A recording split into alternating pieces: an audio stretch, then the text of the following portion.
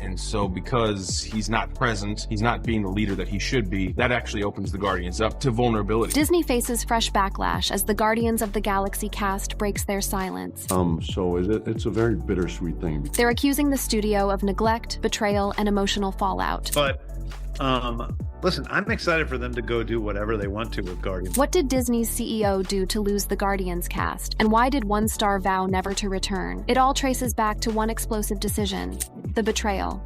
You used us. That wasn't a line from a script. That was the sentiment, spoken and unspoken, boiling to the surface from the Guardians of the Galaxy cast. Behind the jokes, the cosmic action, the box office glory, there was pain, there was resentment, and there was betrayal. Not from fans, not even from critics, but from Disney itself, and more specifically, from Bob Iger, the studio's once-hailed kingmaker, turned out-of-touch executive titan. And now, the cast has had enough. But first, let's be clear. This isn't just about a trilogy ending. This is about corporate betrayal, broken trust, and the sheer arrogance of one of the most powerful media CEOs in history. Because while Disney was laying off 7,000 employees, Bob Iger doubled his own pay to $31.6 million. That includes over $26 million in stock and bonuses, while the company lost billions in streaming and box office flops. Meanwhile, the people who carried Disney's franchises on their backs, like Chris Pratt, Zoe Saldana, Dave Bautista, were being silently pushed aside, stonewalled during contract talks, and humiliated publicly. This is the story Disney didn't want out. The unraveling started subtly. After Guardians of the Galaxy Vol. 3, the cast hit the media circuit. But sharp viewers noticed a growing edge to their interviews. Going up to Chris and going,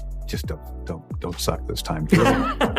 Do it again, but suck less. That wasn't just a joke. Behind the scenes, many of the cast were exhausted and disillusioned. At the final press junkets, the smiles faltered. If we can discuss the fact that this is maybe not a franchise that's going to go on forever, how you feel... What? Talk like that.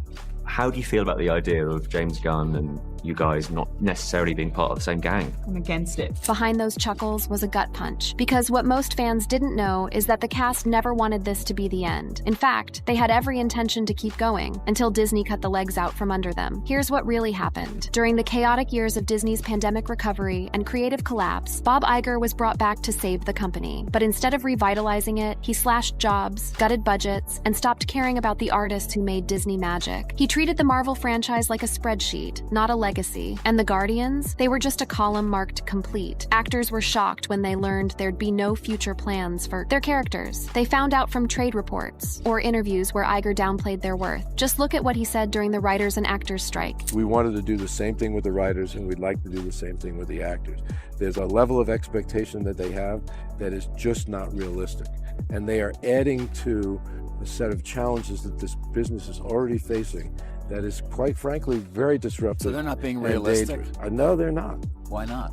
I can't answer that question. I respect their right and their desire to get as much as they possibly can in compensation for their people. He said writers and actors weren't realistic, even as he collected a paycheck that could fund indie studios. The Guardians cast noticed. Chris Pratt suddenly went radio silent on Marvel. Dave Bautista said he wouldn't return as Drax. Insiders say it was about respect. Zoe Saldana took the high road, but never mentioned Disney in her goodbye posts. Let's talk about James Gunn, the man who made this franchise. He was fired in 2018 after right-wing smear campaigns weaponized decade-old tweets. Disney dropped him immediately. No meeting, no due process. Who stood by him? The entire Guardians cast. They risked their careers with a unified statement, and it worked. Disney rehired Gunn, but the damage was done. Gunn never forgot, neither did the cast. When Warner Brothers offered him the DC universe, he didn't hesitate. Yet Iger portrayed himself as the unifier. I obviously have deep passion for the company and the business, and I care a lot about the people.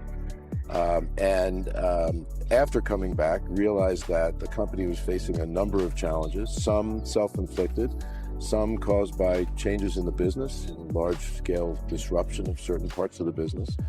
And while a lot of work has been accomplished in the 7 or so months that I've been back, the board believed, and I agreed with them, that there was a lot more work to do. Yes, self-inflicted. That part he got right. Because Disney's issues weren't just about shifting markets or streaming woes. They were about a failure of leadership. Iger's strategy pulled back from creative risk, watered down stories, and forced departments into compliance. Directors lost power. Actors were no longer collaborators. They were line items. Even the Guardians' farewell tour was cheapened. Sources say the cast was given strict talking points, told not to mention the strike or future projects. A celebration exploitation on a leash, and fans noticed. One wrote on Reddit, "It's so obvious the cast didn't want it to end. Disney burned them. This is why the Guardians cast has begun to rebel, not with lawsuits, but with pointed words, absent endorsements, and silence. In Hollywood, silence is louder than any statement. Now that silence is turning into a roar, let's rewind. The Guardians franchise was never a sure thing. These weren't A-list characters. That's what made the journey authentic. It wasn't about IP. It was about family. Disney's boardroom didn't just fire Gunn. They condemned him without consulting the cast. Over a decade of loyalty tossed in a press release. In an unprecedented move, they signed an open letter demanding Gunn be reinstated. Chris Pratt shared it directly on Instagram, stating that while they did not defend his jokes, they were standing up for the man they knew. Zoe Saldana, Dave Bautista, Bradley Cooper, Karen Gillan, they all risked future roles to defend him. That act of loyalty should have built trust between the cast and the studio, but instead, it put a target on their backs. Insiders at the time told The Hollywood Reporter that several of the Guardians cast were quietly blacklisted from further negotiation meetings after the letter. Dave Bautista later admitted that he felt nauseated working for Disney after the firing, calling the decision cowardly. He was vocal, and Disney noticed. Fast forward to 2023, the cast returns for Vol 3, knowing it's the end. They showed up, they gave their all, but they weren't celebrating, they were mourning. Zoe Saldana praised Gunn. She thanked fans. But when asked about Disney, she said nothing. Insiders say Zoe wasn't supposed to exit the franchise. Talks were happening. But when Gunn moved to DC, Disney quietly shelved character-driven Marvel Plus projects. The pipeline was clogged, Iger said, so they pulled back. Translation? You're no longer valuable. Even Bradley Cooper, who voiced Rocket and brought emotional depth to what could have been a punchline character, never got a standalone project. There was a pitch, there was concept art, and then it vanished. Let's not forget Pom Klementieff, Mantis. Her performance in the holiday special was lauded. Critics called her a comedic revelation. Fans begged for more. Disney gave her nothing. Why? Because none of them fit Iger's vision for profitability. A vision that's increasingly cold, calculated, and sanitized. This isn't speculation. It's a pattern Iger himself outlined in an interview. We ended up taxing our people, Marvel increased their movie output, made a number of television series, and frankly, it diluted focus and attention. Notice what's missing? Responsibility. These weren't creative failures. They were corporate mandates. Volume over value, content over connection. And the result? Burnout, resentment, and the quiet dismantling of the most beloved franchise of the MCU's second era. But it wasn't just the cast that saw through the facade. Even James Gunn, ever the diplomat, took subtle jabs at the studio during interviews. One in particular stood out. You have to know how to sort of ooze your way through things in a kind way. That's what it all comes down to. A kind way of saying, this system is broken, but I'm playing nice. The collapse. Let's make one thing clear. What happened to the Guardians wasn't isolated. It was part of a much bigger internal breakdown, a slow-motion implosion inside Marvel Studios. And Disney itself, ignited by greed, micromanagement, and sheer creative exhaustion. And at the center of that collapse, Bob Iger. Now that might sound dramatic, but once you see how deliberate this unraveling was, and how it blindsided even the most loyal cast members, you'll understand why we're calling this a betrayal. Because the cast didn't just lose a franchise, they lost their future, their creative agency, and in some cases, their voice. This was a civil war, quiet but brutal. So what do you do when a studio betrays you? If you're a regular employee, you might file a complaint, maybe call a lawyer. But when you're the cast of Marvel's most human franchise and the betrayal runs deep, you go to war. Not with fists, not with lawsuits, but with something far more damaging, truth. This is the story of how the Guardians of the Galaxy stars, once considered Disney's most loyal, most marketable faces, staged a quiet rebellion, one fueled by withheld scripts, suspicious rewrites, internal memos, and back-channel conversations that pitted Marvel Studios against its own parent company. And it all starts with James Gunn's second firing. Wait, what second firing? Let's clarify. Gunn was officially reinstated in 2019 after being fired in 2018 over controversial tweets. Disney, under massive public pressure and with Marvel boss Kevin Feige reportedly lobbying hard, reversed their decision. Gunn was back, or so it seemed. But here's the truth you didn't hear. According to several insiders cited in a 2023 exposé by Puck News, Gunn's creative authority was never fully restored.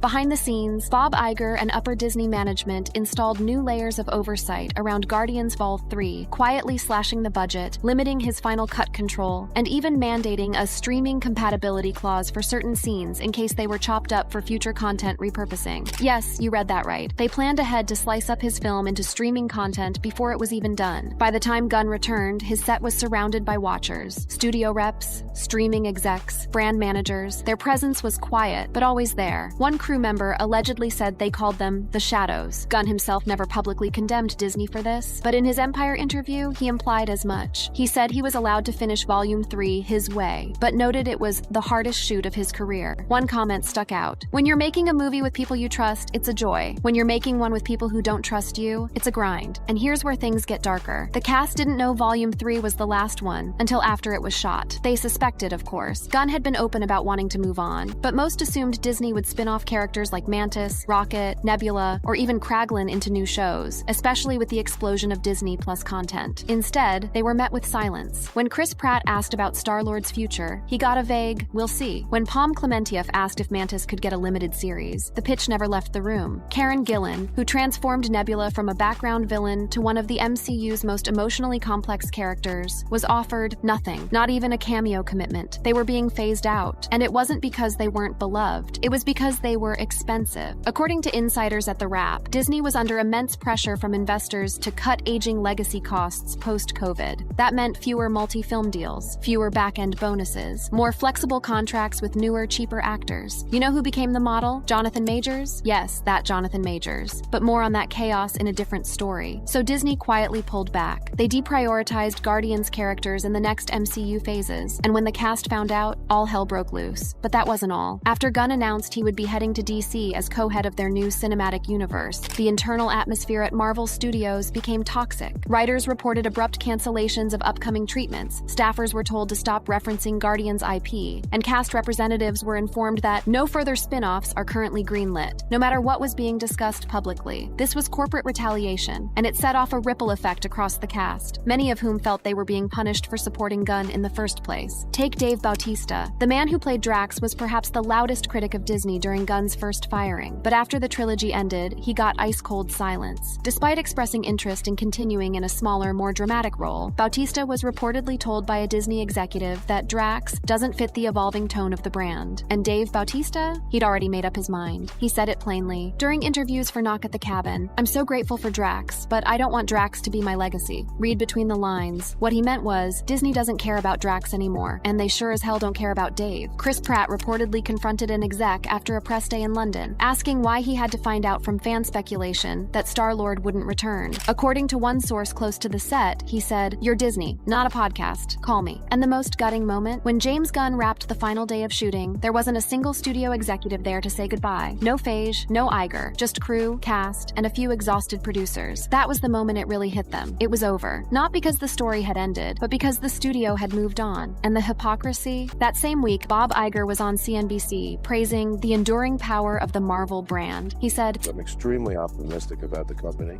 and its assets, and we should talk about them." We will. But I would say that in some cases, the challenges are greater than I had anticipated. Translation, we're in trouble, but we'll use nostalgia to stay afloat. That nostalgia, it came from Guardians, from Rocket's trauma, from Groot's sacrifice, from Nebula's pain, from every improvised line, every ad-libbed laugh, every moment that wasn't even in the script, but came from the cast's connection to each other. You want to know how much Disney valued that? They made more marketing material around the Baby Rocket plush toy than they did for Karen Gillan's final performance, more tweets for a raccoon than for a woman who spent 6 hours in prosthetics every day to deliver some of the MCU's most emotionally devastating lines. But the betrayal didn't stop at marketing. Behind the scenes, a shocking revelation emerged. Disney had plans to recast Rocket and Groot entirely, using AI. That's right. In a now infamous investor call leak, execs discussed cost-saving measures for voice performance, suggesting that future iterations of Rocket could be AI-assisted based on legacy recordings. Bradley Cooper? Not needed. Vin Diesel? Out. The fans would never know, they said. That idea, thankfully, was shelved after the WGA and SAG-AFTRA strikes made AI ethics a nuclear issue. But the fact that Disney considered it shows just how little respect they had for the very voices that made the Guardians beloved. And it didn't stop there. Even James Gunn had to fight tooth and nail to keep certain scenes intact. According to him, Disney execs pushed back on the more emotional elements of Rocket's backstory, calling it too dark for the brand. This is the same brand that owns Hulu, FX, and Deadpool. But now they were suddenly squeamish about a raccoon with trauma? Here's what Gunn said about that moment. "I was told at one point to cut a scene because it might be off-putting. I said, if that's off-putting, then the audience needs to be off-put. The scene stayed, but the message was clear. Guardians was now the exception, not the rule. And after Volume 3, there would be no more exceptions." And that brings us to the final revelation. The reason the cast hasn't spoken out more publicly, despite the heartbreak, the broken promises, the goodbyes said through gritted gritted teeth is simple. They legally can't. Buried in their press contracts are non-disparagement clauses that restrict them from criticizing the studio for up to 5 years after their final appearance. Even Pom Klementieff, in her final interviews, seemed to hint at the heartbreak. It's sad because, it's such a beautiful story. We love our characters and we love, playing together, but...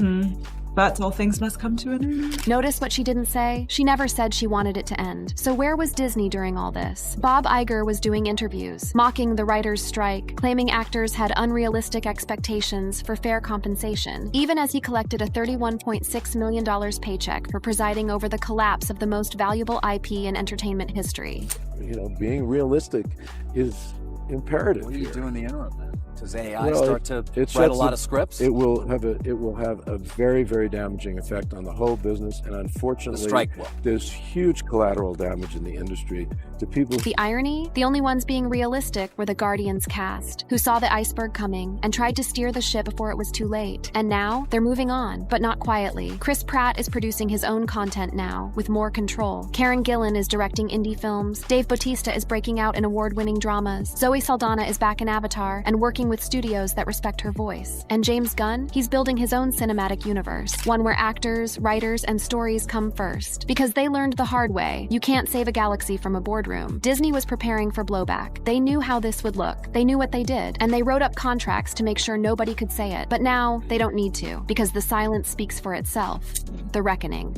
The final Guardians film hit theaters with emotional fanfare. Audiences cried, critics applauded, social media erupted with praise for what many called the most heartfelt MCU finale since Endgame. But inside the Disney boardrooms, there was silence. Not celebration, not gratitude, silence. Because by the time Fall 3 premiered, the decision had already been made. The Guardians were done, permanently. Not just the trilogy, not just the characters, the entire brand. And Disney never told the cast. According to an insider report from Deadline, the company had internal discussions as early as 2022 about sunsetting the Guardians property. The documents referenced a phase-down strategy that would retire non-core IPs with limited merchandise potential. Guardians of the Galaxy, an Oscar-nominated billion-dollar trilogy, was filed under non-core. Why? Because Disney doesn't care about storytelling. It cares about ownership, about shelf space, about control. And with James Gunn now running DC Studios, the Guardians property, his property, was now seen as contaminated. The internal directive? No further development unless creator returns or rights revert. Translation? He left. Burn it down. One Disney executive, quoted anonymously in a Hollywood Reporter column, allegedly said, "We don't need them anymore. Just let that sit. The cast that gave you Rocket's trauma, Quill's grief, Nebula's redemption, Groot's sacrifice, Mantis's light, Drax's fatherhood. We don't need them anymore. That wasn't a business decision. That was a dismissal of legacy." And the cast? They found out the same way fans did, through leaks. Not phone calls, not letters, just whispers from agents and silent withdrawals from the studio side. Chris Pratt, once the golden boy of Marvel, was reportedly blindsided. He had pitched a limited series featuring Star-Lord's return to Earth, exploring his roots and grief. The idea was quietly passed up the ladder and buried. No reply. Karen Gillan had been approached by fans and journalists alike about a Nebula miniseries. She was excited, hopeful. Then she was told through a third-party rep that Marvel is pausing all ancillary development. Dave Bautista? His calls stopped getting returned after he posted a tweet in 2023 calling for better actor pay. He later said, "I'm okay leaving. I just wish they'd told us it would be like this, because no one got closure, except Bob Iger." While the Guardians cast were saying goodbye to a decade of storytelling, he was renegotiating his own contract extension. He cited unfinished work and the need for continuity. What he didn't mention? That under his leadership, Disney had gutted the very continuity that built its empire. The Guardians were more than a team. They were the soul of the MCU, the only franchise that told stories about pain, family, healing, and trauma without drowning in cynicism. And Disney shelved it like a tax write-off. And then the NDAs came. According to an insider report in late 2023, Marvel actors involved in the Guardians of the Galaxy franchise received revised non-disparagement agreements. Several were re-upped for internal policy reasons, including clauses about discussing studio development practices, compensation negotiations, streaming rights, creative disagreements. Why issue new NDAs after the trilogy had wrapped? Because Disney was preparing for fallout. They knew the cast was upset. They knew the fan community was demanding answers. So they did what corporations corporations do best when caught burning bridges. They lawyered up, but that didn't stop the truth. Multiple sources close to the cast confirmed that a private group chat, which included the main Guardian stars and James Gunn, remained active long after the press tour ended. And in that chat, they shared article links, fan tributes, and above all, support. They were more than co-workers. They were a family, one forged in fire and betrayal. In one particularly raw message, leaked anonymously by a Disney insider, a cast member reportedly wrote, "They didn't fire us. They forgot we were real." And that might be the single line that defines this entire saga. Because Disney, in its race to turn storytelling into content and artists into algorithms, forgot the very thing that made the Guardians resonate with millions. They felt real. Not because of CGI, not because of box office math, but because we believed them. When Rocket wept for his friends, when Quill screamed in grief, when Groot said, "We are Groot," we believed them. And now, the actors who gave us those moments are being treated like liabilities, like line items, like footnotes. Bob Iger can talk about restructuring all he wants, but what he dismantled wasn't just a franchise. He dismantled trust. And fans, they're not buying it anymore. Just go to any Reddit thread, YouTube comment, or fan forum. The message is the same. We didn't want this to be the end, but if it is, then let it be a warning. A warning that even the most beloved characters can be tossed aside. That even billion-dollar loyalty can be erased with one memo. That the mouse doesn't remember your name once you leave the park. And in the end, that message wasn't destroyed by a villain on screen. It was dismantled by a corporation that didn't know what it had. Or worse, didn't care. If you enjoyed this video, click any of the cards on your screen to check out more content.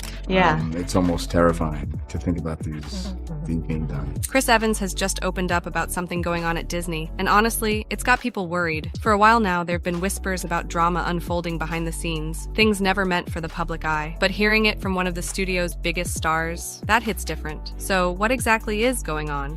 Chris Evans drops a bombshell about Disney. The world of Disney has been no stranger to controversies, particularly when it comes to the 2022 Pixar film Lightyear. At the center of this storm stands Chris Evans, who voiced the titular character in what was meant to be the origin story of the beloved Space Ranger. The film was positioned as the movie that inspired the toy in the Toy Story universe, an interesting meta concept that added layers to the Pixar mythology. However, when Lightyear hit theaters in June 2022, it sparked immediate and intense backlash, primarily due to the inclusion of a brief same-sex kiss between two female characters. This scene, lasting only about 10 seconds and appearing in a montage sequence depicting the life of Hawthorne, voiced by Uzo Aduba, and her wife, caused the film to be banned in 14 countries, including the United Arab Emirates, Saudi Arabia, and other nations in the Middle East and Asia, where homosexuality is often criminalized or heavily restricted under local media content standards and cultural norms. The international censorship of Lightyear highlighted the ongoing challenges of global film distribution, particularly for content that pushes boundaries on social issues or includes LGBTQ+ representation. Producer Galen Sussman told AFP that the team was warned of potential bans but chose not to alter the film, stating, "We weren't going to change the film we wanted to make just because of some countries with, for lack of a better term, backward beliefs." This stance reflected a growing willingness among some filmmakers and studios to prioritize inclusive storytelling over maximizing global box office potential, a complex business decision with significant cultural implications. Evans made headlines when he boldly addressed this controversy head-on. In an interview with Reuters that quickly went viral, he didn't mince words about those criticizing the film's LGBTQ+ representation, stating, "The real truth is those people are idiots." The actor's unfiltered response was remarkable for its directness, especially coming from the star of a Disney Pixar family film. Most actors promoting such projects tend to respond to controversies with carefully worded diplomatic statements, but Evans chose a more confrontational approach that aligned with his personal values, while potentially risking alienating certain audience segments. The actor went on to elaborate on his position regarding social progress, framing the issue as part of a broader historical pattern of societal advancement. I mean, I think throughout history, you can see every time there's been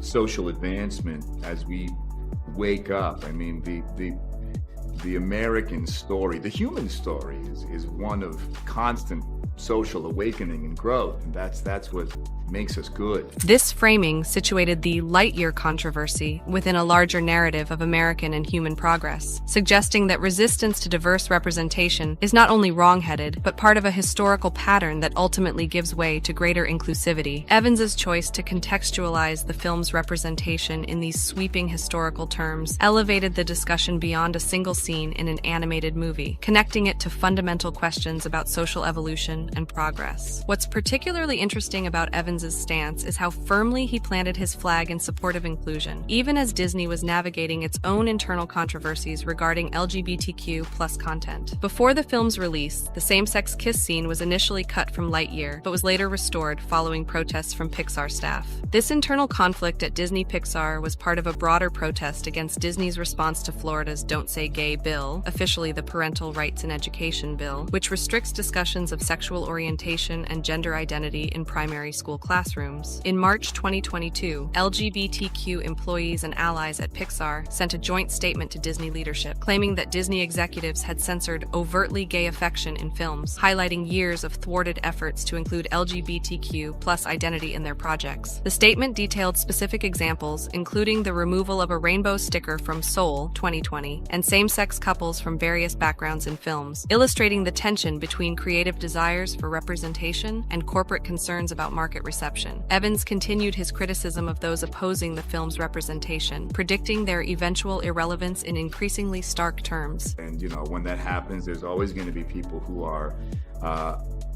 afraid and unaware and trying to hold on to what was before. But those people die off like dinosaurs. And so, you know, I think the goal is to pay them no mind, march forward, and embrace the growth that makes us human. The dinosaurs metaphor was particularly pointed, comparing critics of inclusive representation to extinct creatures unable to adapt to a changing world. This vivid language underscored Evans's conviction that opposition to diversity and representation represents not just a difference of opinion, but a fundamentally outdated worldview destined for extinction. Such rhetoric, while galvanizing for those who share his perspective, undoubtedly intensified the polarized reaction to both the film and Evans' comments. The actor's co-star in the interview echoed these sentiments with their own powerful statement, urging critics to re-examine their perspectives through the lens of the film's famous catchphrase. I would say to those people, just like with Buzz, like, you know, refurbish your idea of tradition. You know, understand that it's to infinity and beyond. It's time to move forward. It's time to accept and look and you know, enjoy all the faces that have always been there. You know what I mean? They always been a part of the picture. You just try to like paint them out. So that's also what this is about. It's about this is what it looks like. This is what it's always been, and yeah, to infinity and beyond. This creative incorporation of Buzz Lightyear's signature phrase, "to infinity and beyond," transformed it from a space exploration metaphor into a call for social progress, cleverly linking the film's theme of pushing boundaries with the real-world push for greater inclusivity and representation. The controversy surrounding Lightyear didn't end with its representation issues. There was also significant discussion about the casting of Chris Evans instead of Tim Allen, who had voiced Buzz Lightyear in all 4 Toy Story films. This decision led to fan disappointment and speculation about whether Allen had been passed over for political reasons, given his conservative views and public support for Donald Trump. Some fans and media outlets theorized that Allen's absence was due to his political stance, noting incidents like a 2013 controversy involving racial slurs, adding another layer of political tension to the film's reception. Evans addressed this casting controversy directly, explaining in interviews that Lightyear depicted the human character who inspired the toy, not the toy itself, which justified the different voice casting. In an interview with Jimmy Kimmel, he further clarified the premise of the film, describing his initial confusion and the explanation he received from director Angus MacLane. So, listen, I'm a massive Pixar fan, and when my team first called me to tell me that this was a possibility, when you get a call... Which team, the Celtics, you mean? Sorry, God, that was like the most Hollywood thing. When my team called, you know, my agents. Yeah. And when everybody's on the call, you know it's either good news or really bad. Oh, right. Evans went on to explain the concept behind the film, revealing how the director's childhood fascination with Star Wars informed the creative vision for Lightyear. And I went up and I met with them, and Angus, the director, had a PowerPoint presentation, and it began by him saying, so when I was a kid, I loved Star Wars, and click, the first slide was, you know, 5-year-old Angus covered in Han Solo gear, and he said it was just his whole world. He had all the toys, and his friends loved it.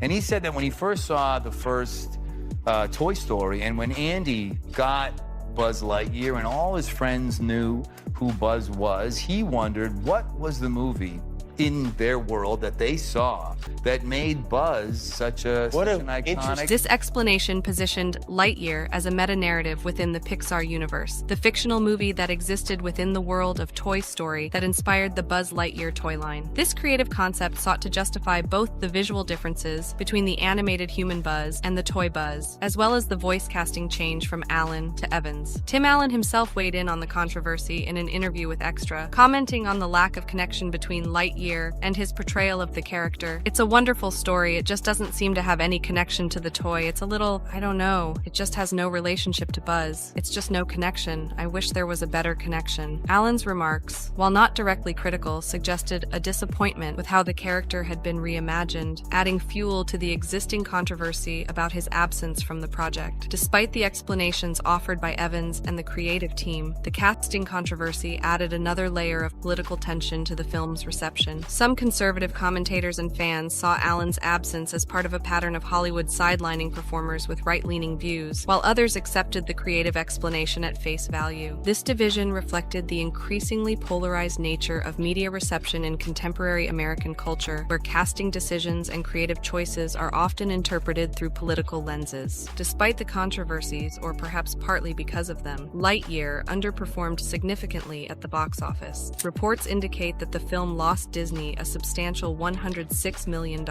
with a production cost of $373 million, including marketing and distribution, and global box office earnings of only $26.4 million. This financial disappointment led to further criticism and analysis, with some attributing the failure to the film's perceived woke agenda, and others pointing to factors like the confusing premise, the absence of Tim Allen, or simply the quality of the film itself. Conservative backlash against the film was significant and vocal. Representative Jim Jordan expressed his views on Twitter with the succinct critique, "Buzz Lightyear went woke, the movie went broke," encapsulating the go woke, go broke sentiment that has become a common refrain among critics of progressive content in entertainment. Right-wing podcast host Ben Shapiro elaborated on this position on social media, claiming that Disney has a not at all secret gay agenda and encouraging parents to consider this before taking their children to see Lightyear. He included a screenshot of the lesbian couple from the film to emphasize his point, drawing attention specifically to the representation that Evans had defended as a natural part of human progress. The backlash extended beyond social media commentary to concrete actions. A school in Ontario, Canada, canceled a planned field trip to see the film, and a theater in Oklahoma announced its intention to fast-forward through the kiss scene during screenings. These responses demonstrated how the brief scene had become a flashpoint for broader cultural tensions about representation in children's media and parental control over the content their children consume. The controversy around Lightyear continues to be a point of discussion even in 2025, with recent social media posts still referencing it alongside other Disney projects as examples of woke flops. In April 2025, user at BigPoppage68 commented on X, "But at Disney is bleeding money from woke flops like Buzz Lightyear and the Snow White remake. We should quit pretending it's not a problem." This suggests that the film's legacy and the discussions it sparked about representation in media continue to resonate in cultural conversations years after its release, becoming part of a larger narrative about Disney's creative direction and its commercial consequences. Not all reactions to the controversy were negative, however. Some commentators mockingly criticized the intensity of the backlash, drawing parallels to other cultural flashpoints. In April 2025, user at Sammy Wrestlin noted on X, "They literally couldn't sleep at night because a mermaid was black. They stormed a capitol. They never admitted defeat. They also almost killed everyone in their way when there was two women kissing in the Lightyear movie. Their snowflakery knows no bounds." This satirical take characterized the backlash as disproportionate and politically motivated, connecting it to other instances of conservative outrage over diverse casting and representation. At this point, it's clear that Evans's stance placed him squarely on one side of a cultural debate that extends far beyond a single animated film. His willingness to call critics idiots and predict their extinction like dinosaurs demonstrated a level of conviction that set him apart from the more measured corporate responses typical of Disney-affiliated talent. Whether this bold stance has affected his relationship with the entertainment giant remains to be seen, but it certainly cemented his reputation as an advocate for progressive values in an increasingly polarized media landscape. Disney scandals rock the entertainment world.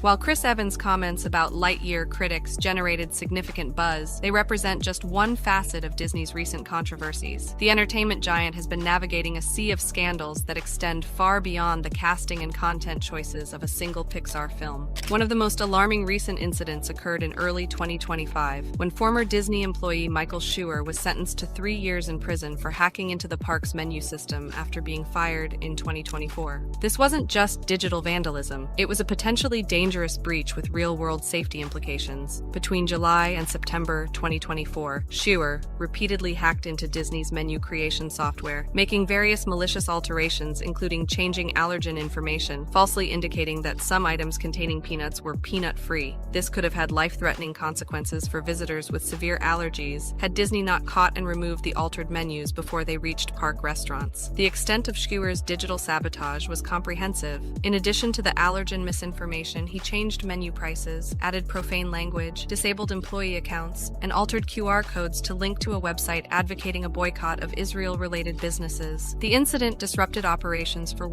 2 weeks, requiring manual processes and backups, and cost Disney at least $150,000 in immediate damages. Schur initially denied wrongdoing, claiming Disney was framing him and citing a mental health disability, but he eventually pleaded guilty to computer fraud and aggravated identity theft. In April 2025, he was sentenced to 3 years in prison and ordered to pay restitution of approximately $690,000. This incident highlights significant cybersecurity vulnerabilities at one of the world's most visited theme park destinations, raising questions about Disney's digital infrastructure and employee management practices. The case also illustrates the growing intersection of cybersecurity and physical safety in our increasingly digital world. Another ongoing controversy plaguing Disney parks involves the exploitation of the Disability Access Service, DAS, designed to assist guests with disabilities who cannot wait in traditional lines. Reports from May 2025 indicate that some guests are hiring disabled individuals to accompany them and use DAS passes to skip lines, a practice costing approximately $100 for priority access. The practice involves able-bodied guests effectively renting the services of someone with a disability solely to gain preferential treatment in attraction queues. This exploitation not only undermines the purpose of the DAS system, but also commodifies disability in a troubling way. This is not the first time Disney has grappled with such abuse. Similar practices were documented in the early 2010s, leading Disney to replace the guest assistance card with the more structured DAS in 2013. In response to continued exploitation, Disney updated the DAS program again in 2024, narrowing eligibility to focus primarily on developmental disabilities like autism, requiring virtual interviews up to 30 days in advance, and limiting group sizes. However, these policy changes have themselves become controversial. A class action lawsuit filed in February 2025 alleges that the new policies discriminate against guests with physical disabilities, violating their rights under the Americans with Disabilities Act and California's Unruh Civil Rights Act. The lawsuit seeks changes to eligibility criteria and damages of at least $4,000 per violation, arguing that the current implementation forces public disclosure of medical information, constituting a privacy breach. Public reaction to the exploitation of the DAS system has been strongly negative.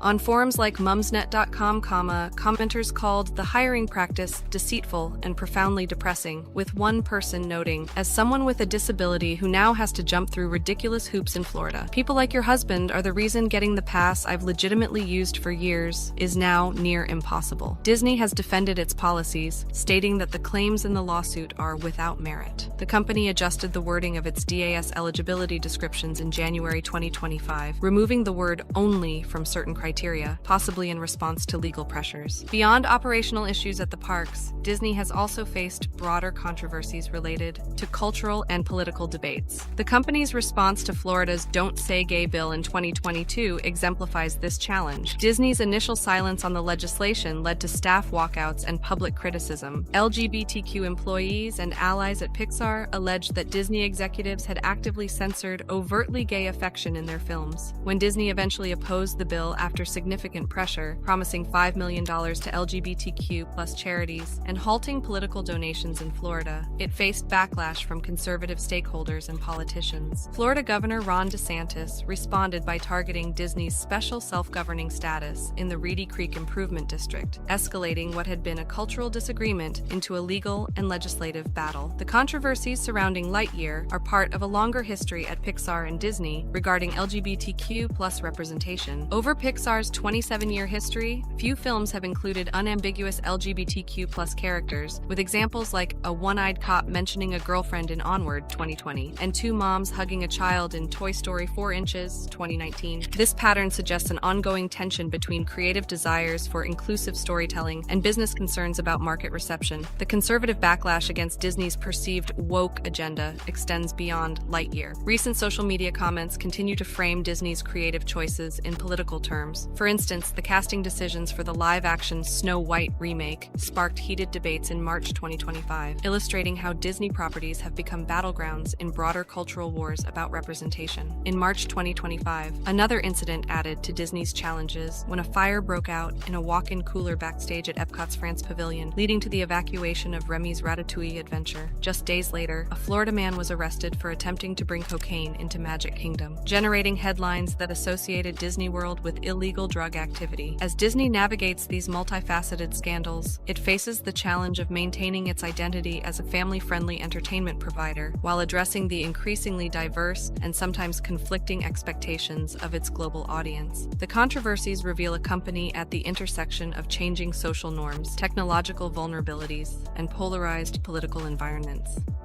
Future plans leave fans wondering what next. As controversies continue to swirl around Disney, fans and industry insiders alike are curious about Chris Evans' future with the entertainment giant. Having portrayed both Captain America in the Marvel Cinematic Universe and Buzz Lightyear in Pixar's Lightyear, Evans has been a significant presence in two major Disney franchises. However, his path forward with the company appears less certain than his past success might suggest. Speculation about Evans returning to the MCU as Captain America has been persistent since his character's emotional send-off in Avengers Endgame 2019. However, recent statements from the actor have consistently denied these rumors. In a January 2025 interview with People magazine, Evans firmly shut down reports of his return for Avengers Doomsday, stating simply, "That's not true," and noting that similar rumors resurface every few years since Endgame. This sentiment was echoed in an Esquire interview where he quipped, "Yeah, no, happily retired," when asked about reprising his role. Anthony Mackie, who has taken up the mantle of Captain America, confirmed in the same piece that Evans had not discussed returning, adding, "I talked to Chris a few weeks ago and it wasn't on the table then." These recent denials stand in contrast to earlier rumors from outlets like Collider in January 2021, which had suggested negotiations for at least one Marvel project, but these have not materialized into confirmed roles. The persistence of these rumors, despite clear denials, highlights the challenge actors face in controlling the narrative around their careers, particularly when attached to beloved franchise characters. Understanding Evans's original journey to becoming Captain America provides interesting context for his current stance. When asked how he got cast in the iconic role, Evans described it as a process filled with uncertainty. Luck. They wanted me to come in and read, and I was a little apprehensive. It was a back and forth. It was a little bit of a dance. It was something I was really nervous about doing. He credits the support of Marvel executives and colleagues for helping him take the leap. Luckily, there were really good people in my corner who kept nudging me. Kevin Feige and Robert, a lot of great people kind of talked me into it. It was the best decision of my life.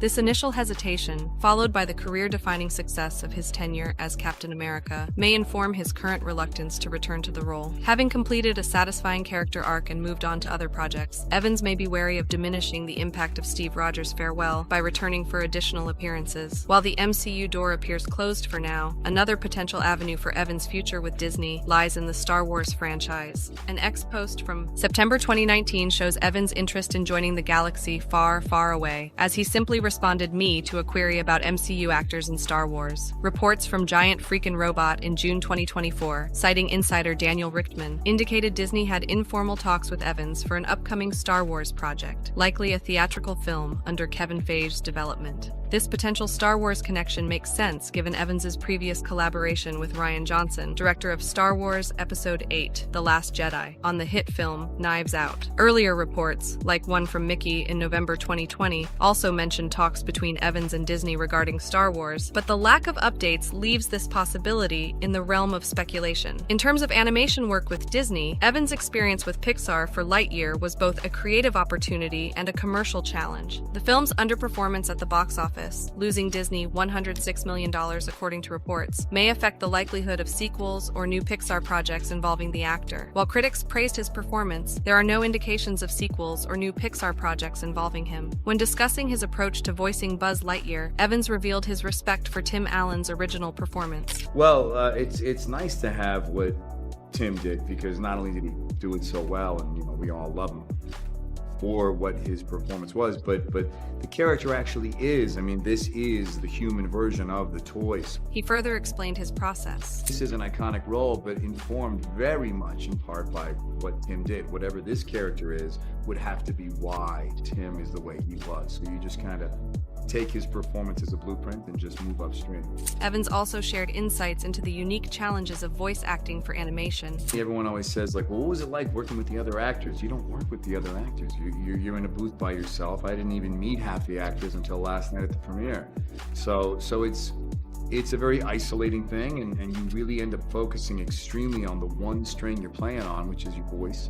Beyond Disney-specific projects, Evans' current career trajectory includes several non-Disney films. According to the Cinemaholic, as of March 30th, 2025, his upcoming projects include Honey Don't for Apple TV Plus and Red One for Prime Video, suggesting a focus on expanding his presence across different studios and streaming platforms. Evans' contractual status with Disney provides another piece of the puzzle regarding his future with the company. His past MCU contract, detailed in Cinema Blend from 2018, was for 6 films, extended for Avengers: Infinity War and Endgame, but expired post-2019. Reports from 2021, like one from We Got This Covered, suggested a new contract for more projects, but these have not led to confirmed roles. Despite the uncertainties surrounding his professional relationship with Disney, Evans maintains a personal connection to the company and its properties. His visit to Disney World in January 2025, reported by Alliers.net, shows his continued affinity for the Disney experience as a fan, even as his future as a Disney actor remains unclear. When discussing his own inspirations and the figures who encouraged